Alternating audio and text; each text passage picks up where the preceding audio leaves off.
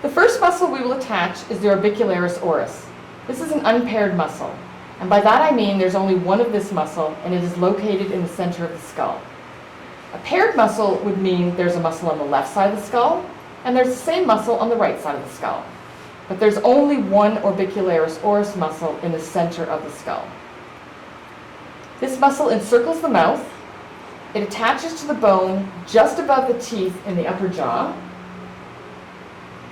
and just below the teeth in the lower jaw. Your upper jaw is called your maxilla, and your lower jaw is called your mandible. You're going to want to remember these words because we will use them again when attaching other muscles.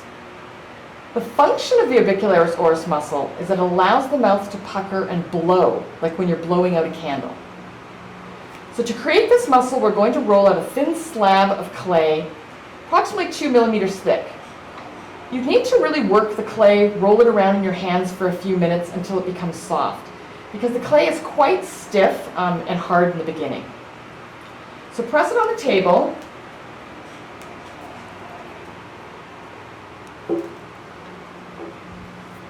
Press it on the table until it is 2 millimeters thick. This is where your ruler will come in handy. Using your wooden sculpting tool, cut out an oval shape 5 centimeters by 4 centimeters.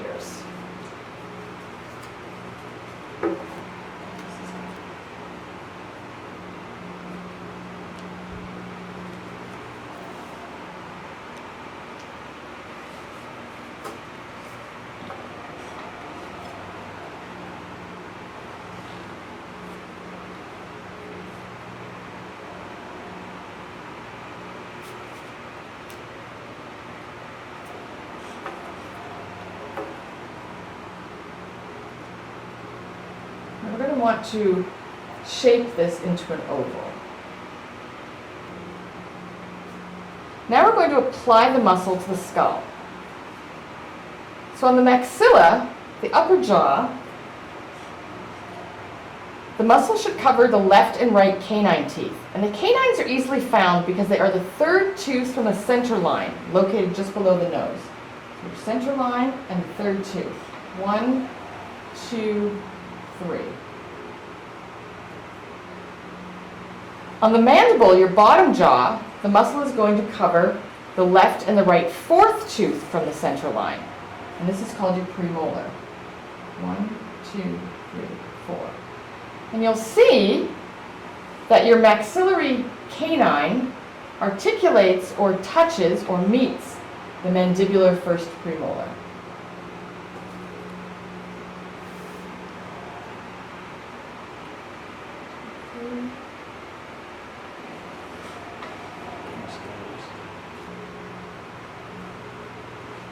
So we're going to lightly press the clay into the skull so that the muscle adheres or sticks to the skull and does not fall off. So now we're going to use our wooden skewer and draw in the muscle striations in a circular manner. Why are we creating muscle striations? Muscle tissue is classified into 3 types: cardiac muscle, smooth muscle, and striated muscle, or skeletal muscle. Cardiac muscle is found in your heart. Smooth muscle is found in your internal organs, for example, your stomach, your intestines, your blood vessels. And striated muscle, or skeletal muscle, are muscles that attach to your skeleton, your bones, and allow you to perform a wide range of movements. For example, walking, rowing a boat, practicing yoga, chewing. The muscles we are attaching today are involved with the movements of facial expressions, and they are all striated or skeletal muscles. So what do the striations tell us? They tell us the direction of pull or contraction of the muscle.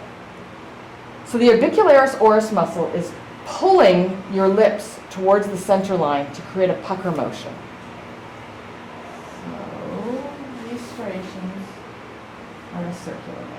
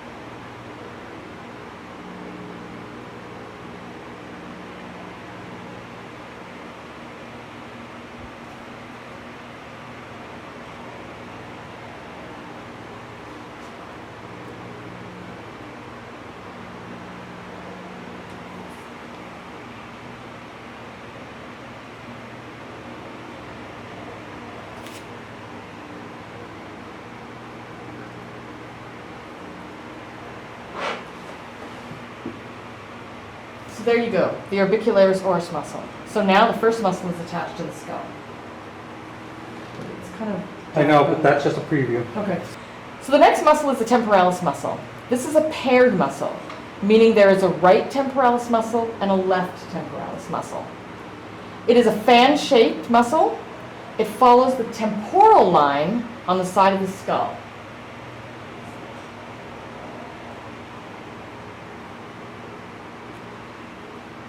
And it passes under the zygomatic arch.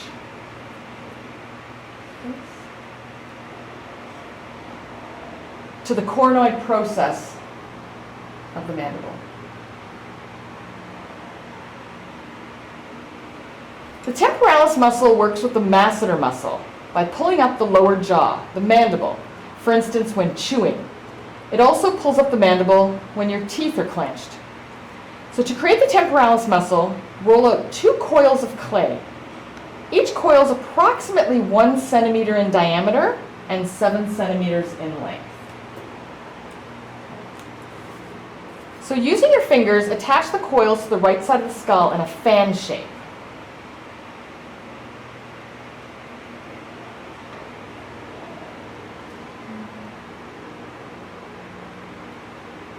So if my hands are in a bad spot, do tell me.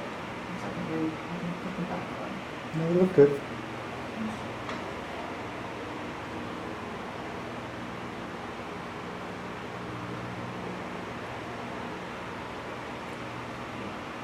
Now blend, squish, flatten the coils with your fingers to make a fan-shaped muscle. The muscle should follow the temporal line and not extend inferiorly, meaning downwards or past the zygomatic arch.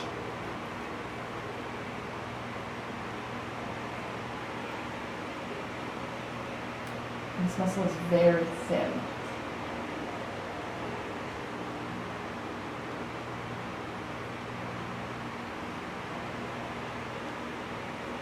That up too. Oh gosh, yes. You just need to show me squishing them one coil for like a few seconds and then.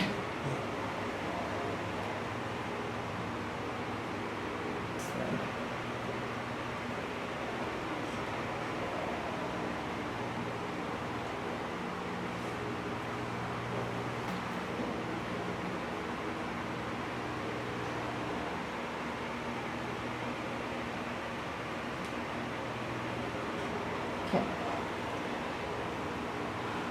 So the muscle should follow the temporal line and not extend inferiorly, meaning downwards, past the zygomatic arch. Anteriorly to the front of the skull, the muscle should extend to almost the ridge of the eye orbit. The wooden skewer is used to mark the fan-shaped striations in an up and down motion.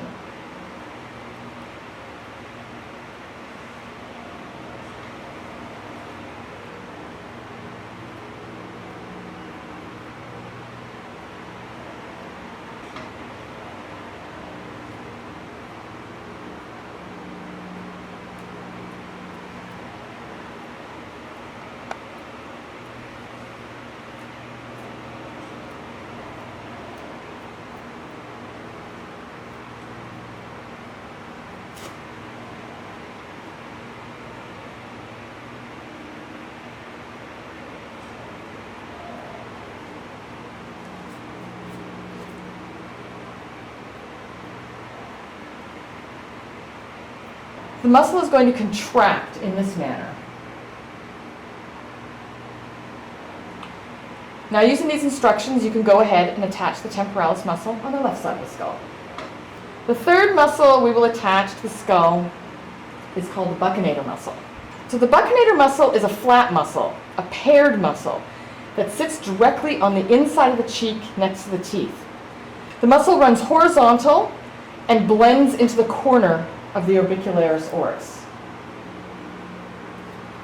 The function of the buccinator muscle is that it controls airflow through the mouth so that you can whistle, suck in and blow out air, essential for meditative breathing and playing some musical instruments, for example, the trumpet.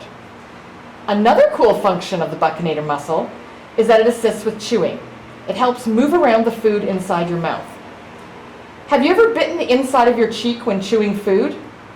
This happened because the buccinator muscle did not move out of the way before your teeth clamped down and started to chop up the food. So roll out a slab of clay 2 millimeters thick. So now we're going to cut to a rectangle 3 centimeters by 2.5 centimeters.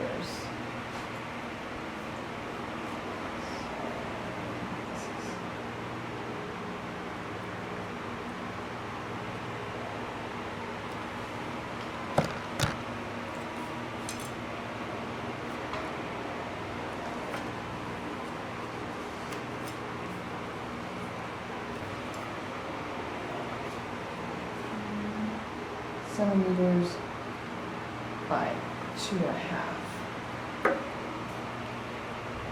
centimeters.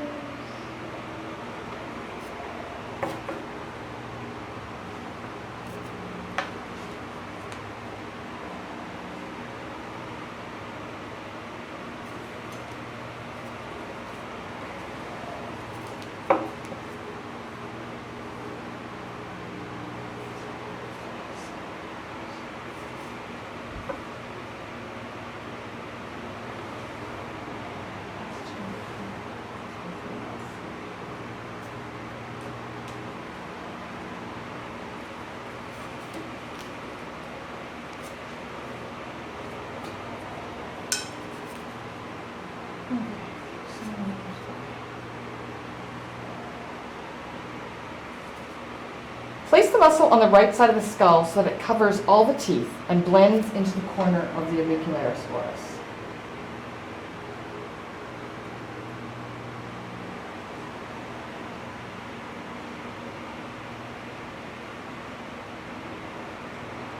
This muscle is just covering the teeth. So use your wooden skewer and draw in muscle striations horizontally, left to right, which is the direction of the muscle contracting or the pulling of the muscle.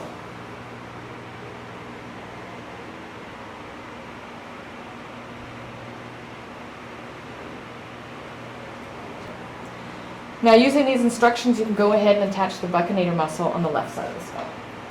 So the next muscle is the masseter muscle. It's a flat muscle that runs diagonally from the gonial angle,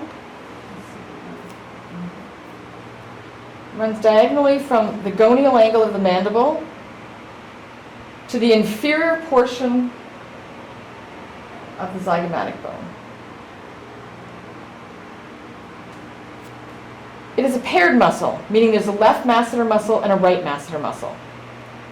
The function of the masseter muscle is that it moves the mandible during yawning and chewing. We're going to roll out a slab of clay about 3 millimeters thick. So using your wooden sculpting tool, cut the slab into a rectangle that is 7.5 centimeters by 3 centimeters.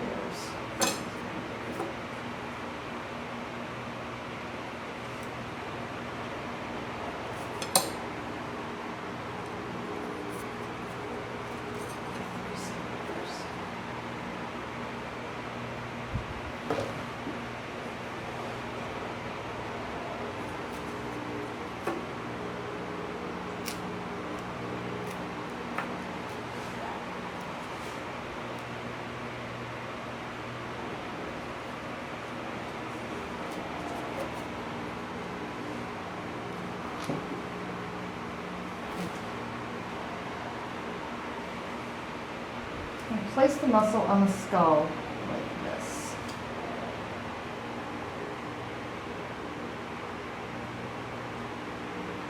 So tuck the muscle underneath the mandible.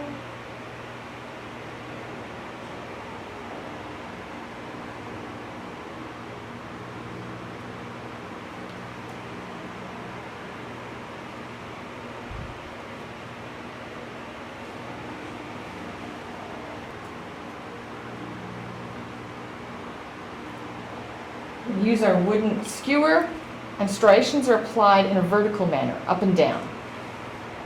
Because this is the contraction of the muscle.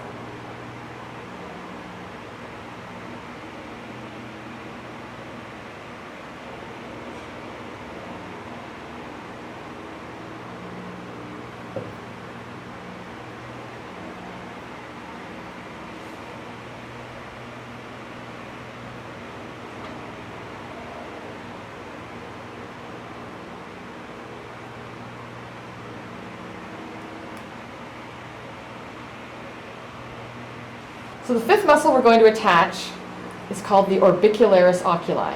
It's a paired muscle, meaning there's an orbicularis oculi on the left side of the skull and an orbicularis oculi on the right side of the skull. It's a wide, flat muscle that encircles the eye and is located in the eyelid. The main function of the orbicularis oculi is to close the eyelids. The first thing we're going to do is we're going to make an eyeball. So we're going to roll out a ball of clay that is 2 centimeters in diameter. It takes a while to figure it out. There we go. Now take one of the cotton balls and place it inside the right eye orbit. The orbit is the socket or the hole. So the orbit is the socket or the hole in the skull where the eyeball sits. Now take the eyeball and place it inside the socket, gently pushing on the cotton ball. The eyeball needs to project or stick out slightly from the eye socket. And you'll see why in a minute when we attach the orbicularis oculi muscle.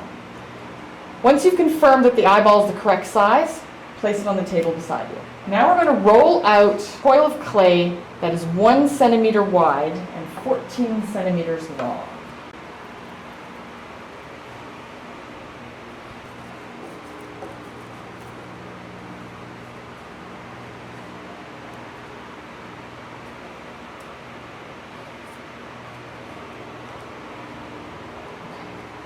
Then we're going to flatten the coil slightly.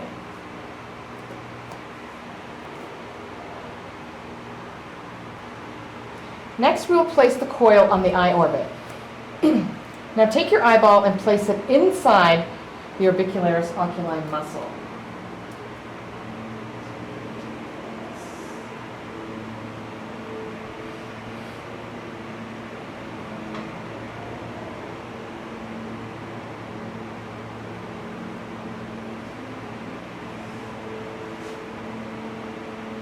Take your eyeball, place it inside the orbicularis oculi muscle, and press the muscle around the eyeball.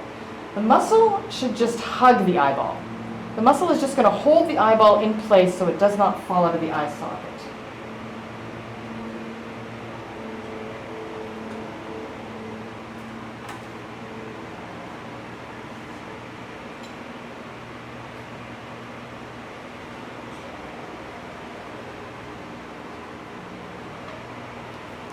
Using the wooden skewer, the muscle striations run in a circular pattern around the eyeball.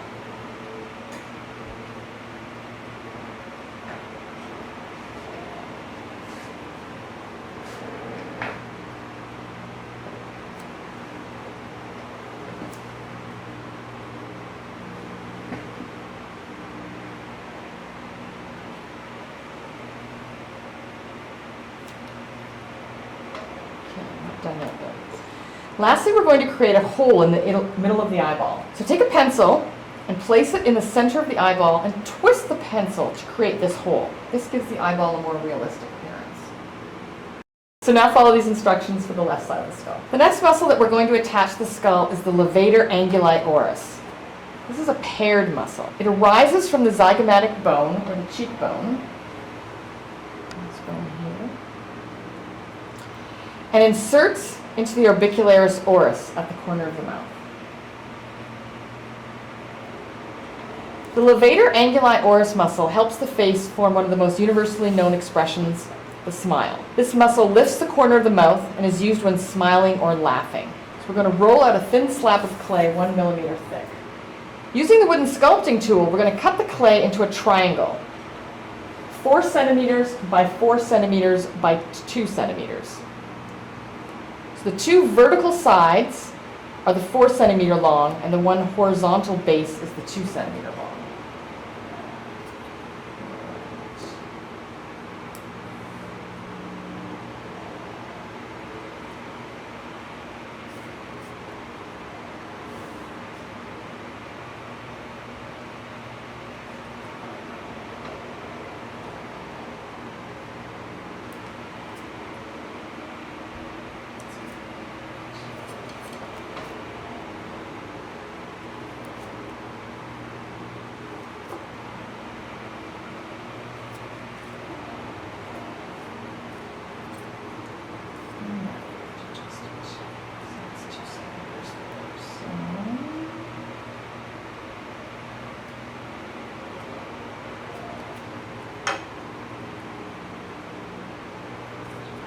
So the two vertical sides are 4 centimeters long.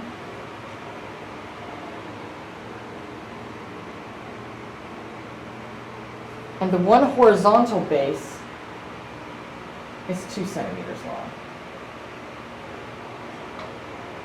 Attach the short side, the 2 centimeter side, the base of the triangle, to the inferior portion of the zygomatic. Inferior means the lower portion. So the inferior portion of the zygomatic means the lower portion of the zygomatic bone. Then we're going to attach the pointed end of the triangle to the top corner of the orbicularis oris. So the pointed end is going to attach to the top corner of the orbicularis oris.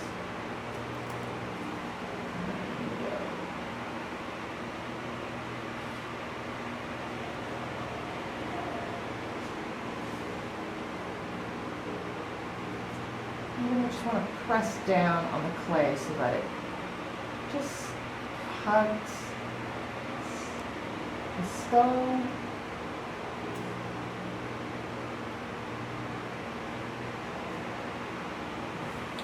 The wooden skewer is used for the muscle striations, which run vertically up and down.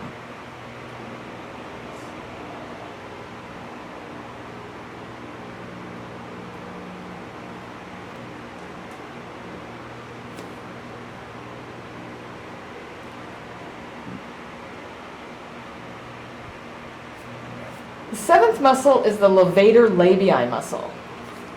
This is a paired muscle, meaning there is a left levator labii muscle and a right levator labii muscle. It attaches to the orbicularis oculi muscle and blends in to the orbicularis oris muscle. The levator labii muscle elevates or pulls up the upper lip to expose the maxillary teeth to produce the facial expression of smiling.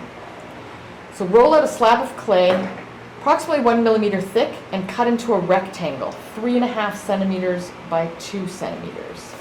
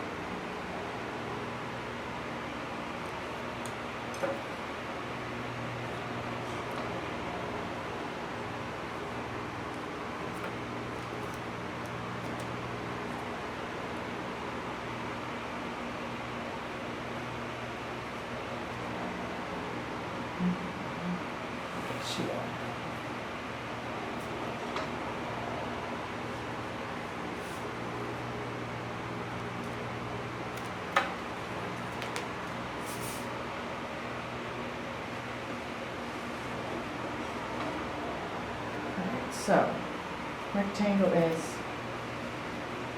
3.5 by 2.5.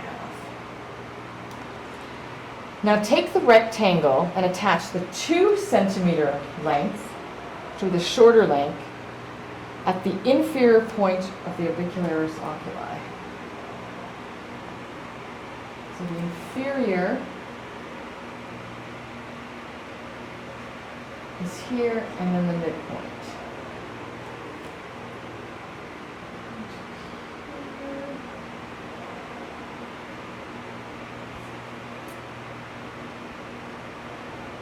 And take the other 2 centimeter length and attach it to the superior lateral part of the orbicularis oris.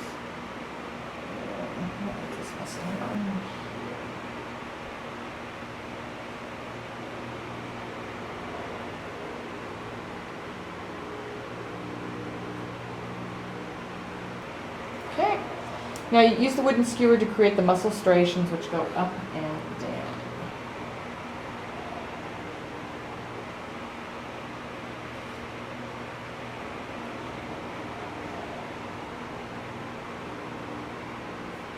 Number 7. Now attach the levator labii muscle on the left side of the skull.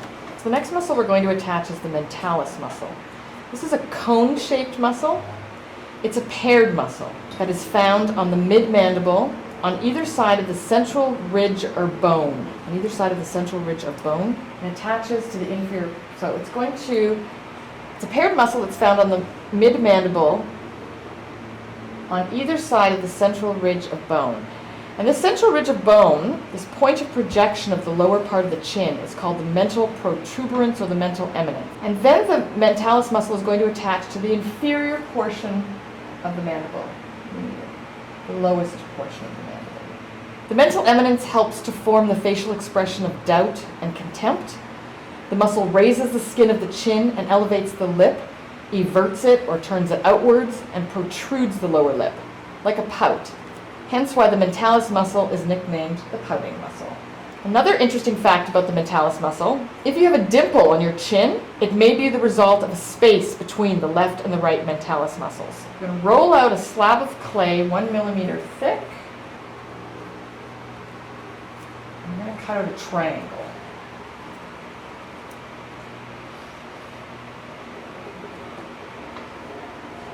The triangle is going to be 2 centimeters by 2 centimeters by 1.5 centimeters.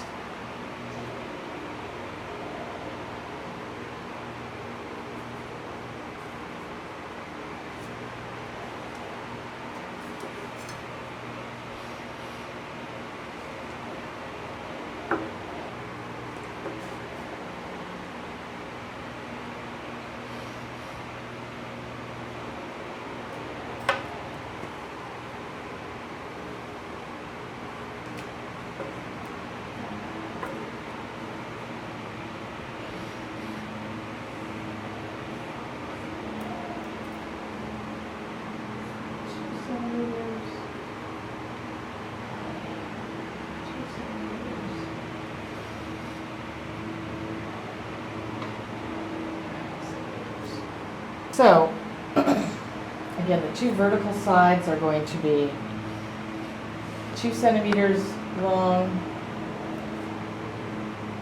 2 centimeters, and the 1 horizontal base is going to be 1.5 centimeters long. To apply the muscle, place the 1.5 centimeter side, the base, the shortest side, on the inferior portion of the mandible, and place one of the longer sides, the 2 centimeter side, so that it is touching the medial mandibular ridge. This point will just touch the orbicularis oris.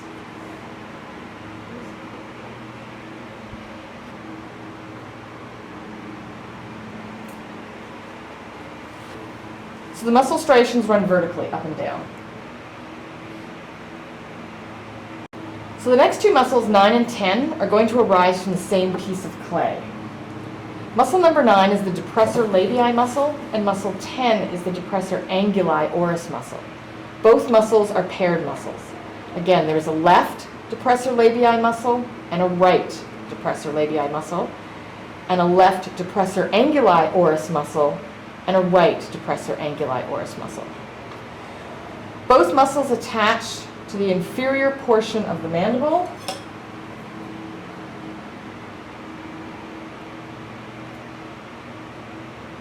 and insert into the lower lips.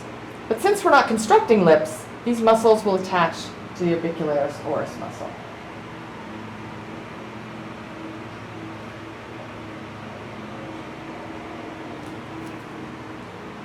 So press out a slab of clay 1 millimeter thick and then cut out a square 2 centimeters by 2 centimeters.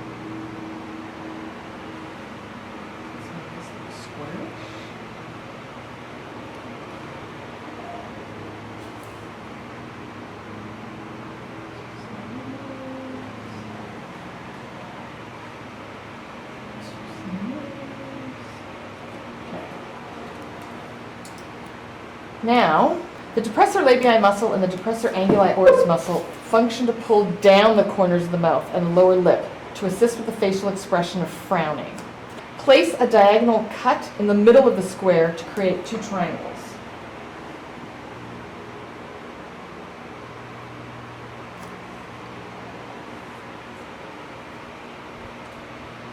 Take one of the triangles, this is going to be your depressor labii muscle, and attach the base of the triangle to the orbicularis oris muscle, as shown here. It overlaps just slightly the mentalis muscle. One of the points of the base will attach the corner of the mouth, attach the corner of the orbicularis oris muscle, and then take the inferior point of the triangle, the point that is facing downwards, so at the inferior point of the depressor labii muscle, and attach it to the inferior portion of the mandible.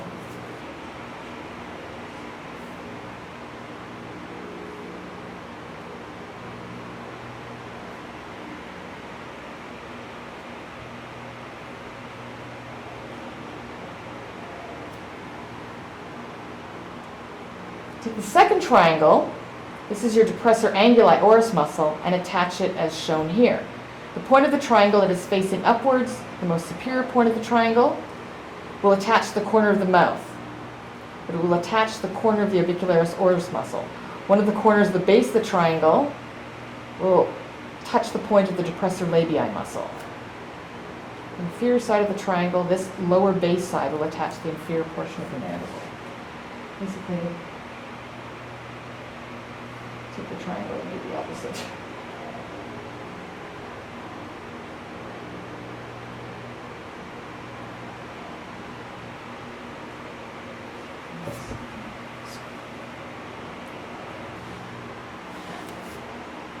Okay.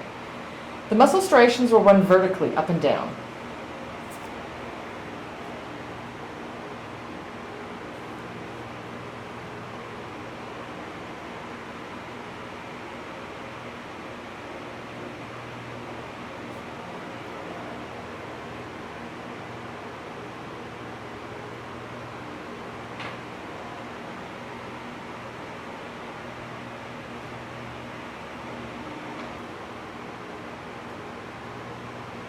Using these instructions, you can go ahead and attach the left depressor labii muscle and the left depressor anguli oris muscle. Okay, the 11th muscle is the frontalis muscle.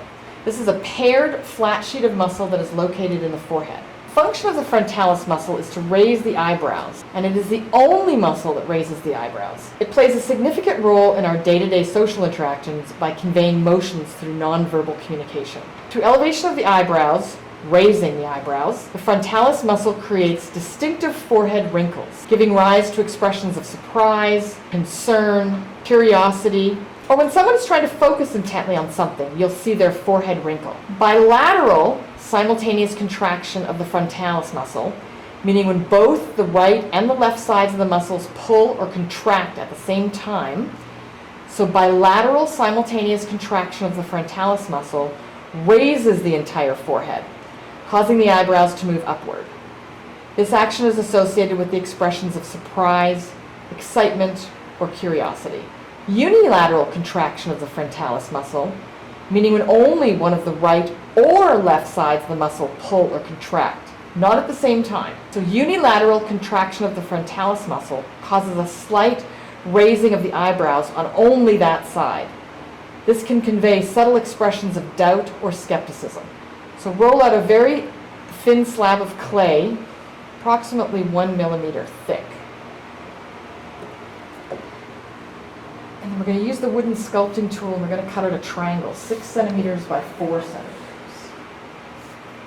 So this one will look like a big piece.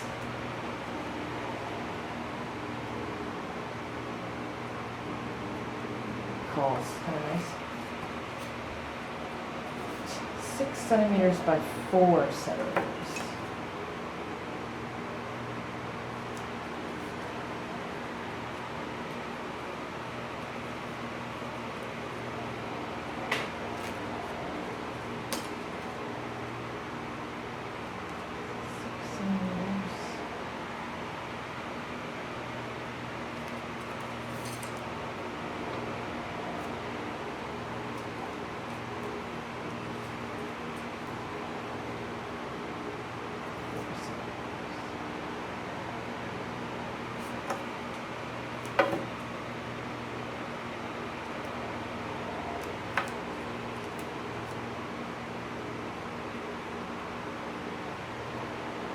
Okay.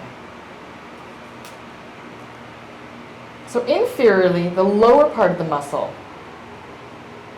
the frontalis, so the inferior portion of the frontalis muscle, or the lower part of the muscle, blends with the orbicularis oculi,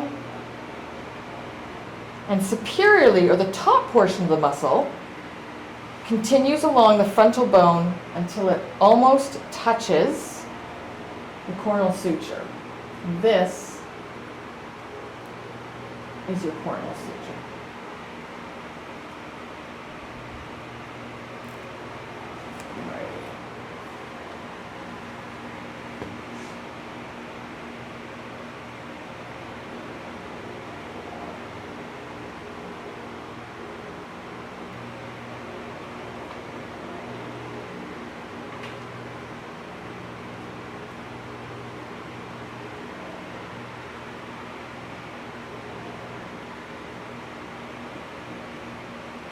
Right, let's add the muscle striations, which run vertically up and over the forehead.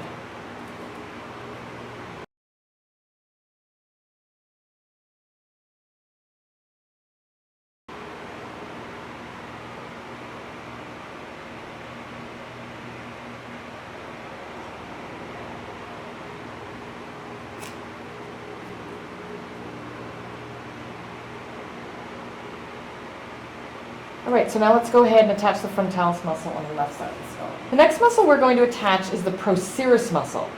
It's a small, unpaired muscle that lies in the center of your forehead between your eyebrows. As long as it's head on this. Okay. The function of the procerus muscle is that it pulls the medial ends of your eyebrows downward and helps flare your nostrils. The medial ends of your eyebrows would be the ends closest to your nose and the ends closer to your midline or the middle of your face. This creates the facial expression of frowning to convey emotions of anger or sorrow. Or when you're exposed to bright light or other eye irritants, you may squint and see wrinkling of the skin between the eyebrows. I'm going to roll out a slab of clay 1 millimeter thick. I'm going to use the wooden sculpting tool, and we're going to cut out a triangle 7 centimeters by 1.5 centimeters.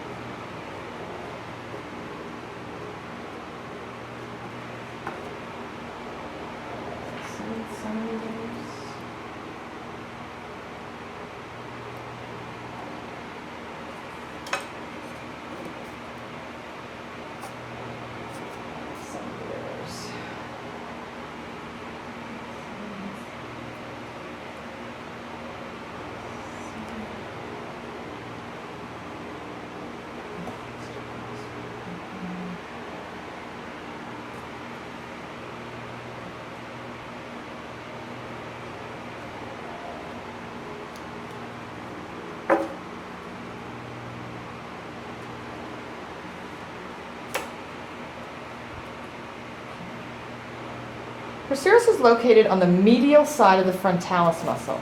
Medial meaning closer to the midline or the middle of your face. Movement here.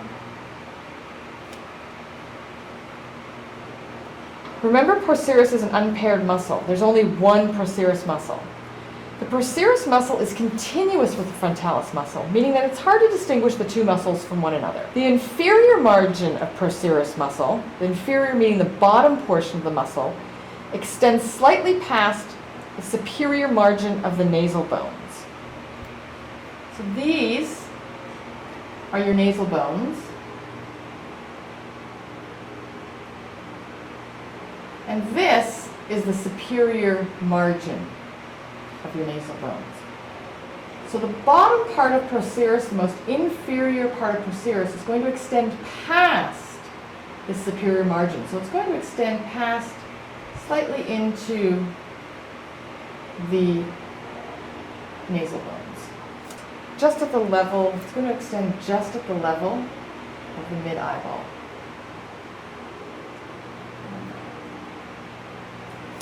The muscle is going to extend slightly past. If it extends too far, don't worry about it. It'll be covered by the next muscle, which will attach to the bridge of the nose. Superiorly, or the top portion of procerus muscle, continues along the frontal bone until it meets the superior or the top portion of the frontalis muscle.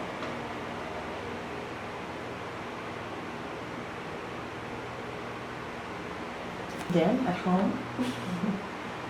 All right. So, procerus. Yeah, I still think you're gonna need to do the voiceover because of the fan sound. Oh yeah, for sure I'll have to do voiceover. That's okay, because I've screwed up a few times already, so. And it's easier for me to. So it's continuous. I'll play on this one. This one's not. I'm gonna do.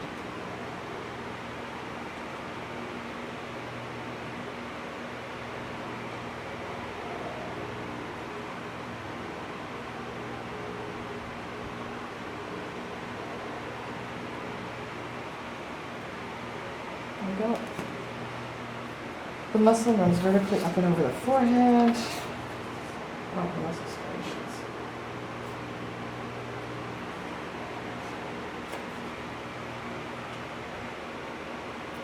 So it's noon now. Did you wanna maybe finish this one up and then we take a break for lunch? Sure.